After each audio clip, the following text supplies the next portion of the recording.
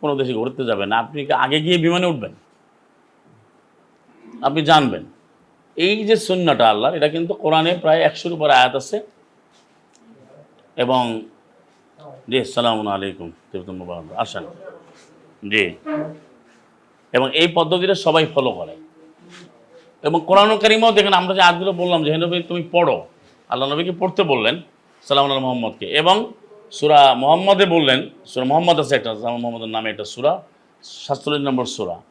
এই মুহাম্মদ 19 নম্বর আয়াতে আল্লাহ এই কথাটাই বললেন, ফাআলাম আন্নাহু লা ইলাহা ইল্লাল্লাহ, ফাআলাম আন্নাহু লা ইলাহা ইল্লাল্লাহ। নবীকে বললেন, হে তুমি জানো যে কোনো ইলাহা নাই, কোনো আইনদাতা নাই, কোনো সার্বভৌম সত্তা নেই, কেউ নেই আল্লাহ ছাড়া।